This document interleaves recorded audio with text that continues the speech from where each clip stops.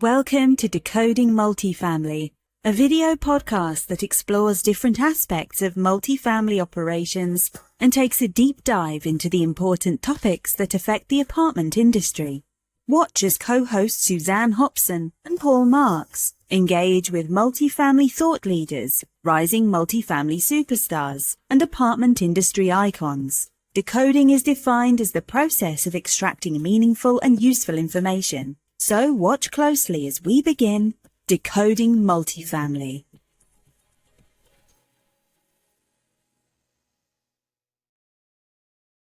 Well, welcome and thank you for tuning in to Decoding Multifamily, a video podcast, which is powered by the Multifamily Media Network.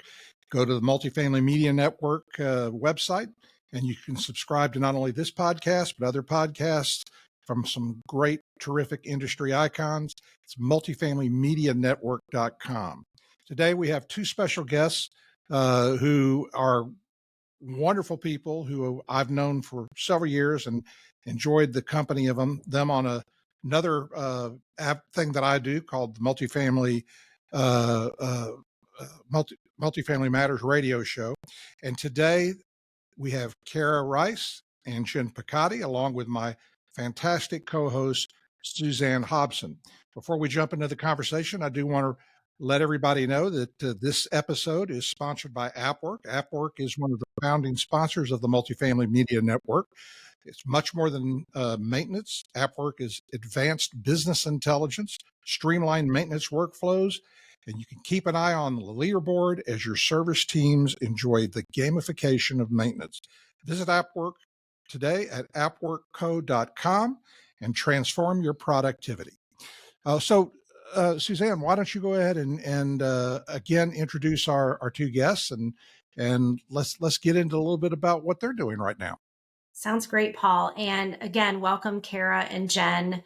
Like Paul, I have had the honor to work with both of you in different ways across the years, and was really excited about today and getting to know you both individually as individuals a little bit better and sharing all of that with our audience today, in addition to what you're up to. And so I'd love to start with Jen Piccotti, who is the president of Swift Bunny.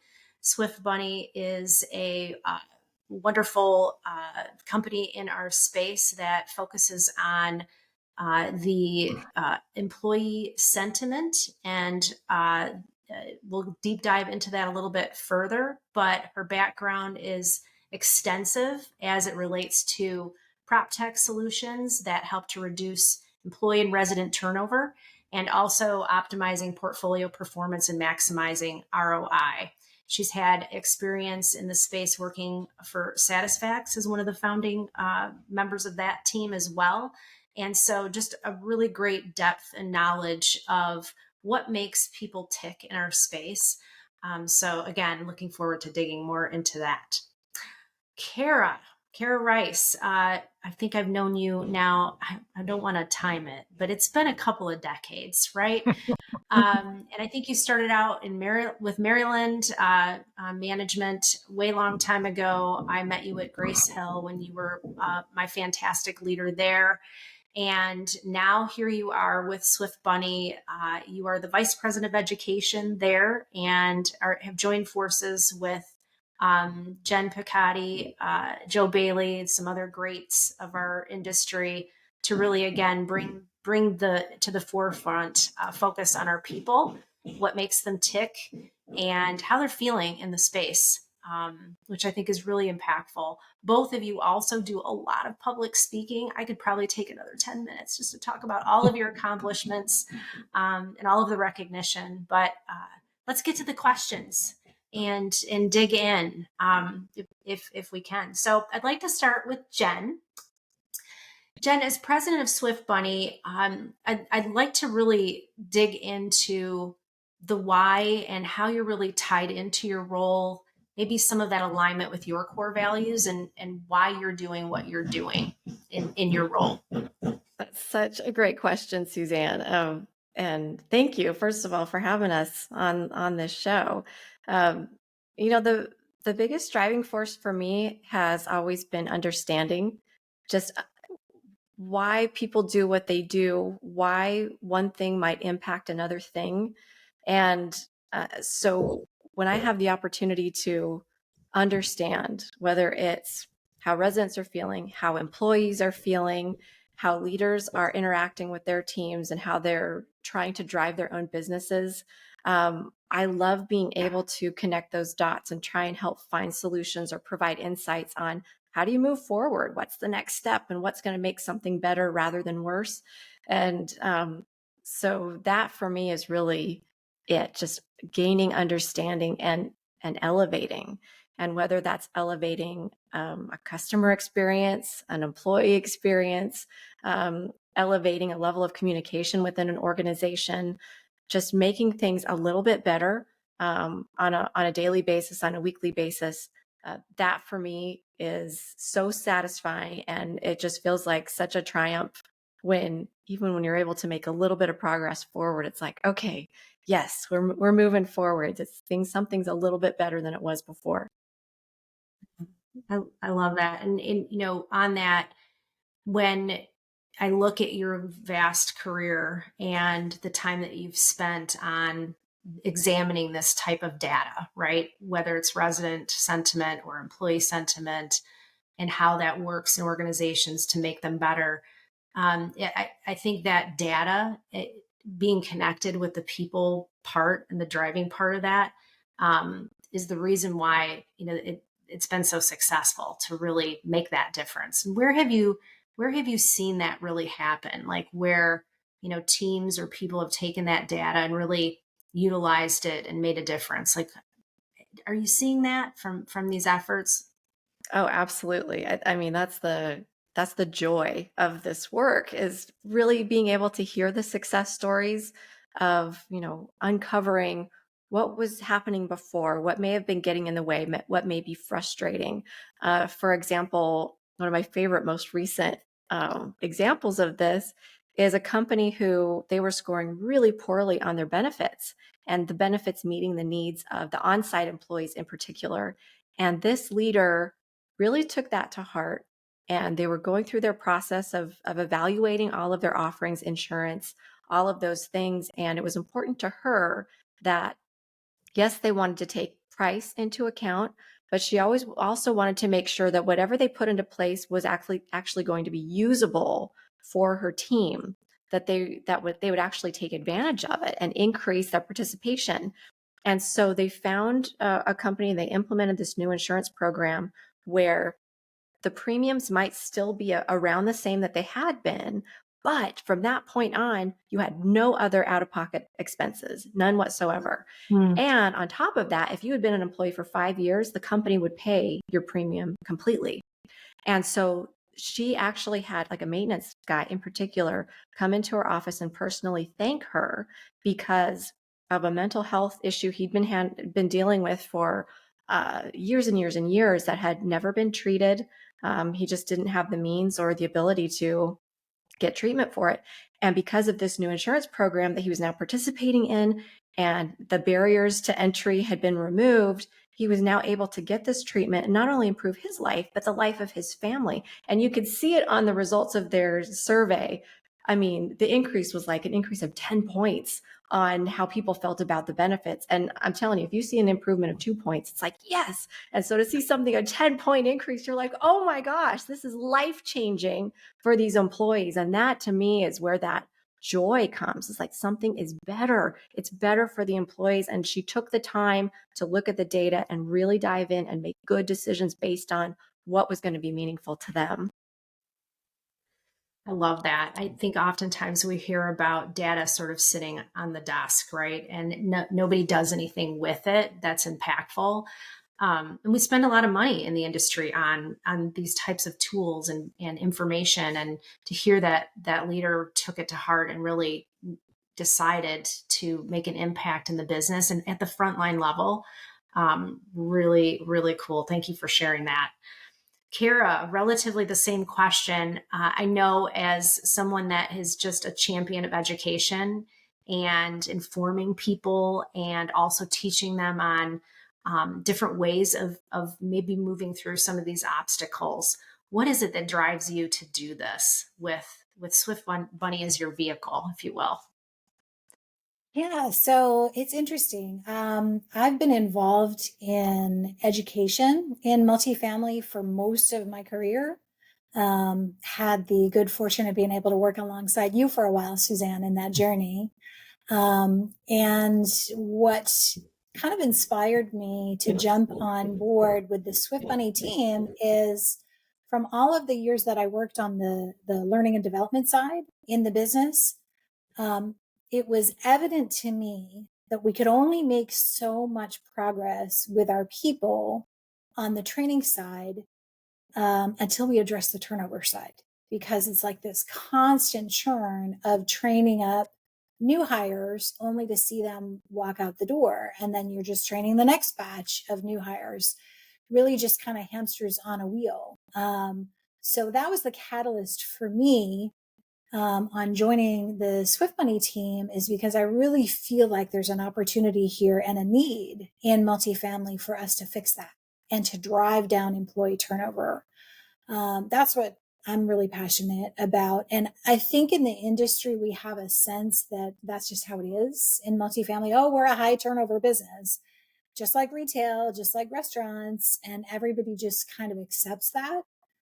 But we're pushing back on that because turnover is controllable. Not 100% of it, but much of it is. And it's just very obvious from the work that we do together here at Swift Bunny with our management company clients that when leaders and organizations take the time to tune in and listen really closely to the needs of their team members and then act on what they hear, you can move the needle. You can absolutely move the needle, and that drives performance. So that's kind of what we're all about here. Sorry if I jumped on a big old soapbox there, but we had a theory that this was needed in multifamily, and we've been acting on it now for a number of years and are very, very satisfied to see that, hey, yeah, we were right. This does make a difference. Well, let me just say, and I think I've told both of you this when you appeared on my radio show previously, but the whole theory behind what Swift Bunny does is something that my father had told me for years, who was in the advertising business, and that is when it comes to perception, it doesn't matter what you think people think, it only matters what they really think. And Swift Bunny tells your management company clients what their employees really think. And that's how you have to make decisions. You can't make decisions on what you think they think. You have to make it on what they really think. So, kudos to you guys for bringing that to the industry. I mean, I think that's fantastic. We've got about 20 minutes left or so in this segment. I do want to take a quick moment and again thank our sponsor for this episode of Decoding Multifamily, AppWork. Best known for the exceptional maintenance workflow management, AppWork also offers so much more. Optimize operations with its advanced business intelligence that turns data into strategy. Simplify operations with AppWork's intuitive platform. Service team members love the gamification of maintenance workflows and leaderboards, making everyday tasks a competition to be number one. From project management to team communication, AppWork has you covered. Visit appworkco.com today. Go ahead, Suzanne. I know you've got some more questions for our guests. Oh, I do. I do. And I have more just coming up as we're talking and thinking through this. I know that this originally started out, Project Swift Bunny as a employee sentiment. I believe that's the case, or it was resident, one or the other, but you've really tied it all together. Can you explain a little bit about the different points of data that you examine at Swift Bunny and how you put that together? Because I think that's really a story. It's a holistic story. It is. And this has been, I've been on different parts of the business for, since the beginning. I started out on property management, went over to Satisfax that was really focused on resident surveys. And now the starting point for us was employee engagement. And one of the big things for me was that working with resident satisfaction, there's only so much you can do. You can tell your teams, do better, be more responsive, get work orders done more quickly. And that's all well and good. But if the employees don't have what they need, and feel supported and have the tools and resources they need to do their work, it's really difficult for them to do or even want to do better work for the residents. And so I felt like so much of our industry has been starting in the middle of the story. It's like we have a novel and we've opened up right to the middle. It's like we've missed that whole first segment that kind of sets us up for what's going to happen in the end. And so now, starting with employee engagement, we do a baseline of how's everything going? What's the snapshot right now? What is the state of things? And then going into new hire surveys, how was that interview and first week process? Going into the first 2 weeks, how did you do? Are you starting to feel up and running? Hitting day 90, how are their first 90 days? Do you feel like you know what you're doing? Doing an anniversary survey. So at their work anniversary, just checking in with them. How are you doing every year? And then on the resident side, their whole life cycle, from the time they visit the community to their move-in experience, to a service request follow-up, to an annual just check-in. All of those touch points allow you to be able to see, where are we functioning well in each cycle, the employee cycle and the resident cycle. Are there any pitfalls, any safety nets where we need to catch something and really look at our system or our process, that we need to be addressing something in a better or different way, so that every point of contact along the way, from the employee experience to the resident experience, we're reading the entire novel, and we can influence every point along the way so that everyone's getting what they need, so that they can do what they need to do for the next person involved, whether it's for a coworker or whether it's for a resident. But we can get that holistic point of view and be able to address any part of the process or the cycle that's not doing as well. And right now, one of the biggest things we're seeing is during the onboarding process. People get into the system. We finally got this new hire, we have them up and running, and they're saying, I'm not getting enough time for training during my workday. And then the training I am getting doesn't necessarily help me understand what I'm supposed to do. And so understanding that, you can be very focused and very intentional about, okay, let's do this a little bit better. Let's rethink this a little bit better and set up those new hires for success so that they stay longer, because you can only be frustrated for so long in a new job and to feel stupid or incompetent where you're just like, all right, I'm out of here. So being able to get them started well on their journey, it really makes a big difference for that longevity and reducing the employee turnover that Kara was talking about. Nice. Yeah, and it makes me think of another question. And Kara, I'd love to give you this one. What are we doing well? Like, I know the report just came out for 2023, and I know you have a sense, obviously, from the data, what's happening that's going well. Can you highlight for us some of the wins that we've had over the past year? Sure. So it's interesting. We definitely spend a lot of time talking about where those risks are, what the challenges are. But that's the beautiful thing about listening to your team members, is you get to hear it all. So it's the good, the bad, the ugly, and all of it is informative. Everything is important for leaders to know, because when you find out what you're doing well, that's what Jen likes to call their strengths or their superpowers. And we can coach leaders to really emphasize those things and do more of the stuff that they are doing well. So some of the things that we hear collectively across the board from groups that we work with is employees have a high level of satisfaction with the working relationships that they have with their peers, their coworkers, and their supervisors. And all of us who've worked in multifamily, I think, probably feel like, yeah, that makes sense to me. That's why I'm still here. It's the people that I work with every day that really make work satisfying. So I think that's definitely one of the pluses in multifamily. An interesting thing that's come to light in our latest research report that we just issued is the amount of respect that team members have for the executive leaders in their organizations. That's really a big satisfier for team members. And that one is so fascinating to me And it's causing me to have to kind of shift my perspective a little bit, because for a long time I have really felt that the most important relationship for a team member is that with their immediate supervisor. And I do think that's critically important. But this data that we've got in hand is showing me that it's also the people at the very top of the food chain that inspire every team member. So that's a really interesting insight. And I've been churning that one around in my brain a little bit to try to see what lessons we can learn from that one. I know that is, I saw that, and I heard you speak to that, probably on Paul's show. I'm not sure where I heard that, but it sent off a little bell in my head, like, that's interesting. That's different. That's new. Yeah. That's hopeful. That means something great, I think. So I know you're mulling it around. You're probably trying to come up with ways to really assist on the education side for this part of it.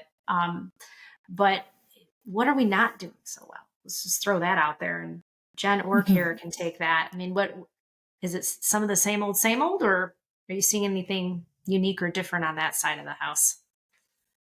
I would say some of it is definitely the same old, same old. I mean, compensation, that's the one that will be there forever. We always want to be paid more.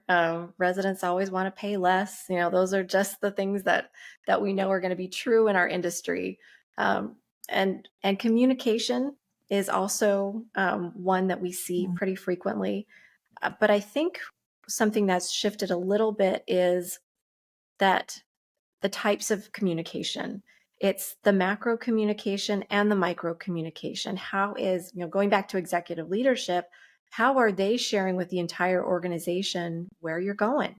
What are the plans for this year? What's important to us as an organization? Employees at every level really want to hear that directly from the top leadership. But they also want the micro communication, the answers to their questions, the quick authorizations, those things that help them do their daily work effectively and efficiently.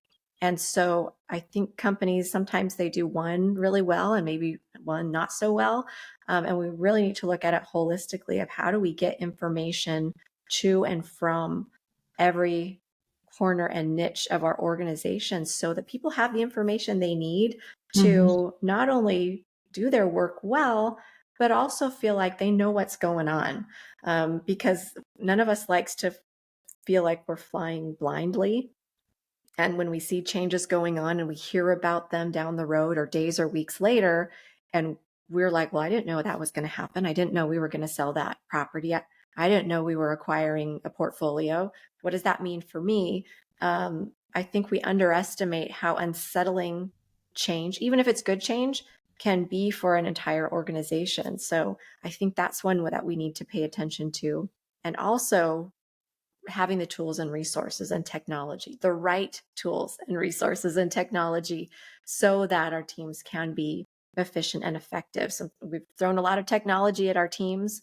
And I think it's time to step back and say, is it the right stuff? Are they the right tools so that you can do your work well? So those were the big highlights for me.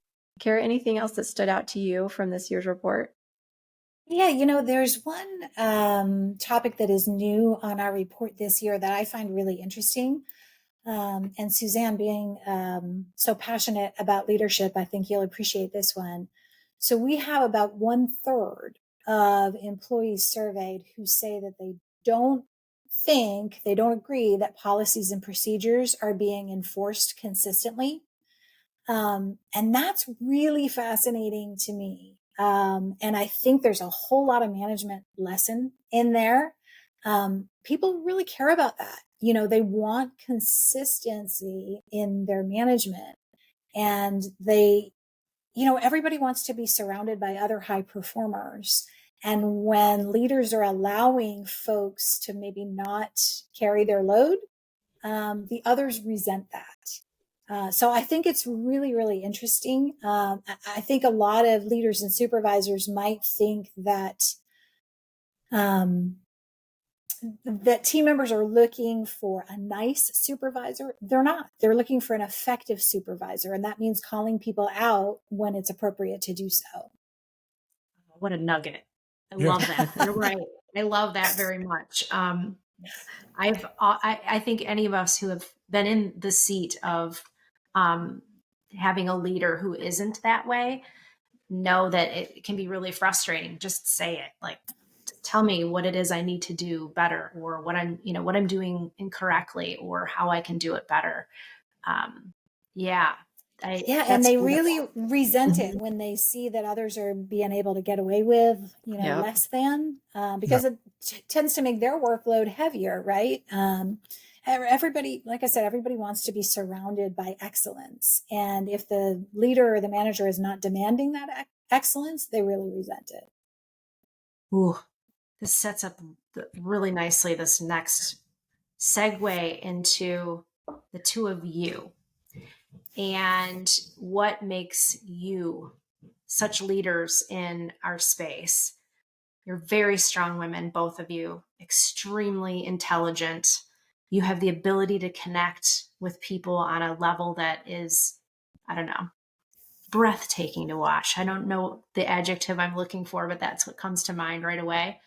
And you have a following.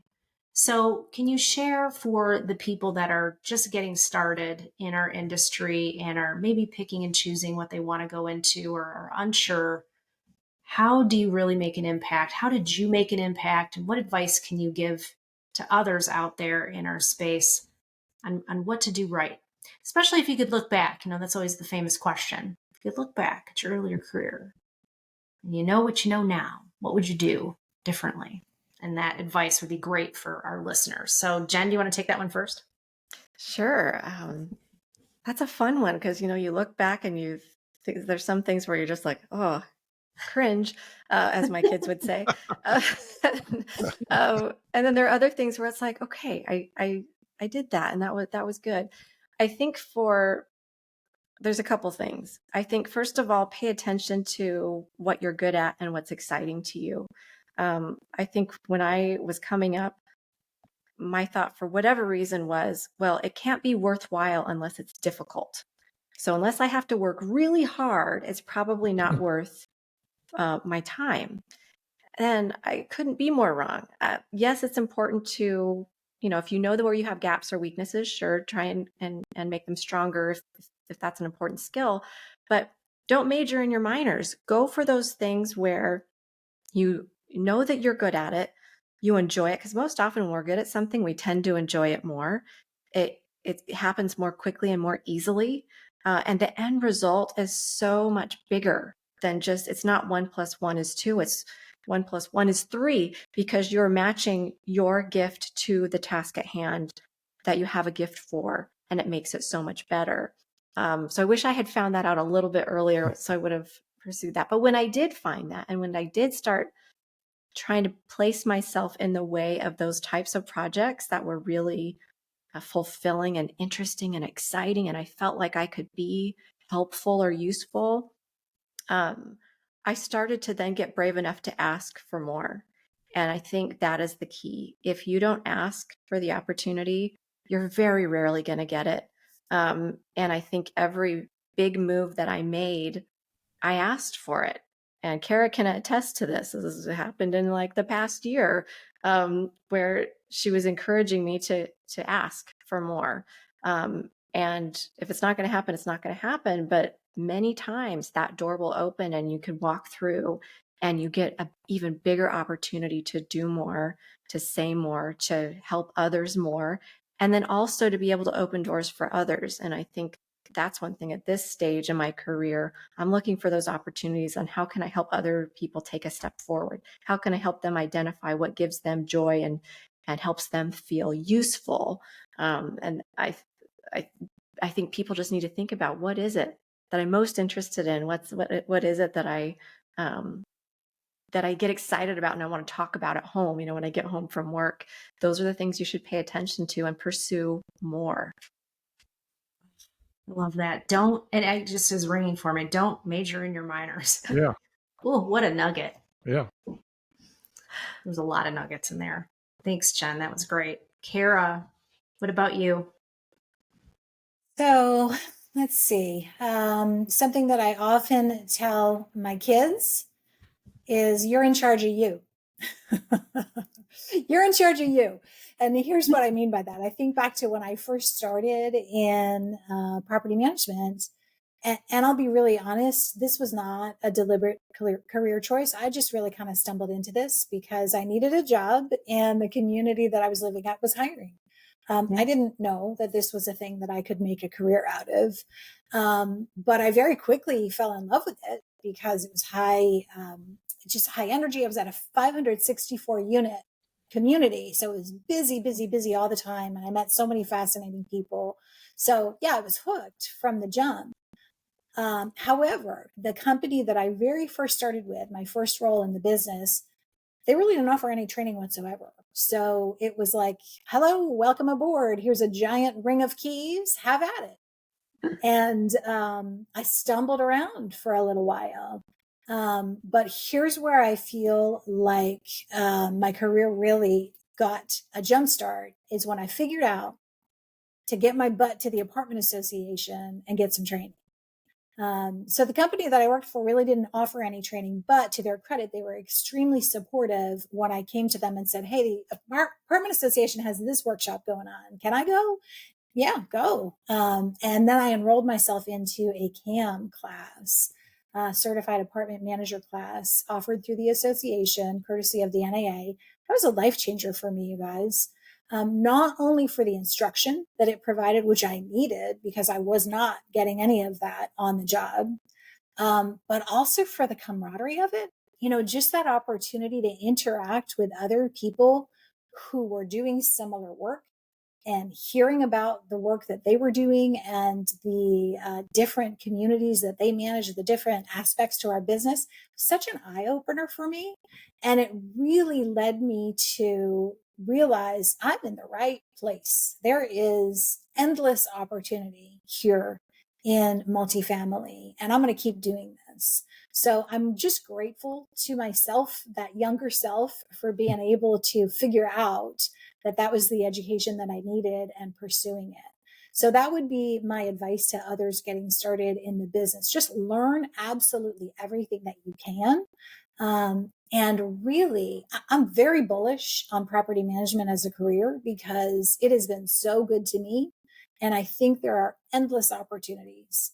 Every market that you could conceive of has apartment living, right? You will never want for work in this business because it's housing. Housing is everywhere. So I think the opportunities are endless. I keep preaching this to my young adult children that they should really dip their toes into the water because the water is fine over here in property management. They're not listening to me yet, but you never know. One day, perhaps.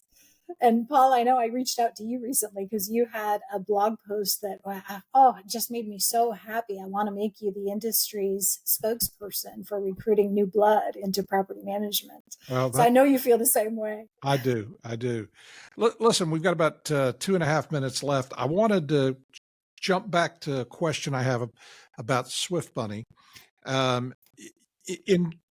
know it probably is a long answer, but what does it look like when you're working with a new client and that you've never worked with before? What does that onboarding look like? What are the kind of things that you're asking and that you're wanting to know so that you can start to help them?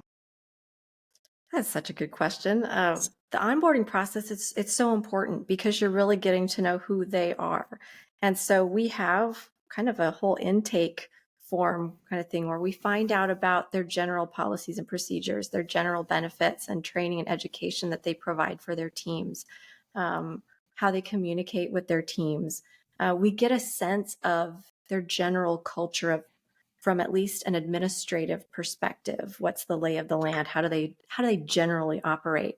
And from there, we work with them to make sure we've got all their employee contact information. They give us the work email addresses of their employees, for example, and we do a baseline study where we coach them along every step of the way of here's how to promote this to your employees.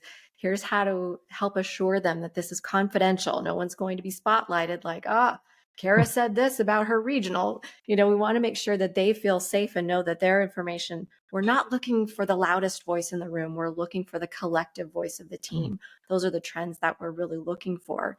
And then once we have that information and we get that good response rate, then we're meeting with the executives and saying, okay, here are your strengths. Here's where you're doing really well. Here are your opportunities for improvement. Here's what your employees appreciate about you. Here are some things that they would really help them perform better. And we give them specific recommendations on what they can do to have the greatest positive impact on the greatest number of people in their organization.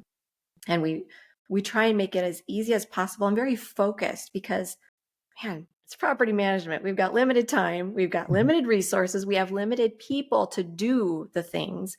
And so we really want to narrow the focus on what are one or two things that we see and that we see history of. If you focus on these things, you are going to make a better experience for your employees.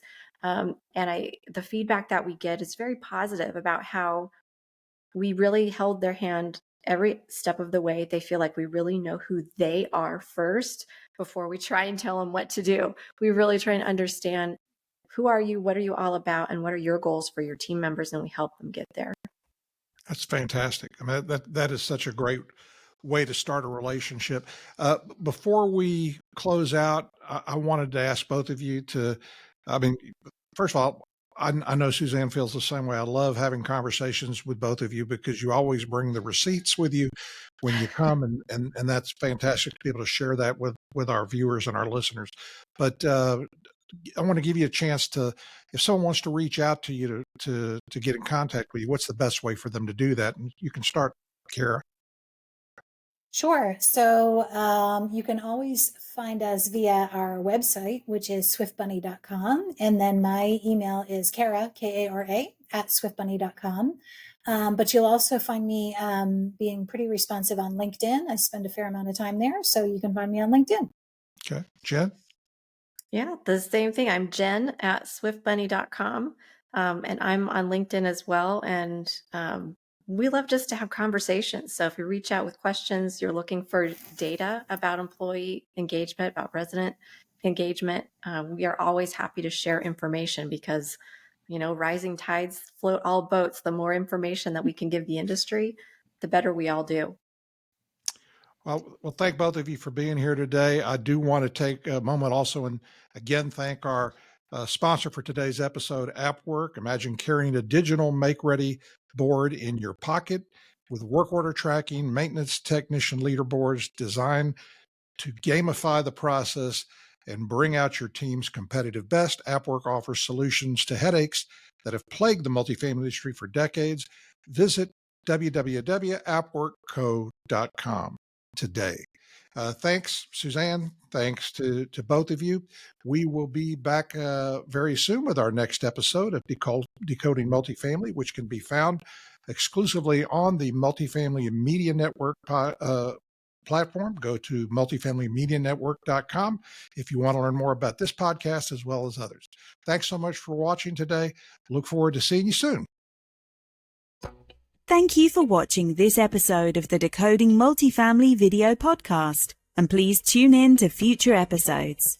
If you would like to subscribe to our weekly newsletter or discuss being a podcast guest on Decoding Multifamily, please go to multifamilymedianetwork.com. Thank you for watching Decoding Multifamily.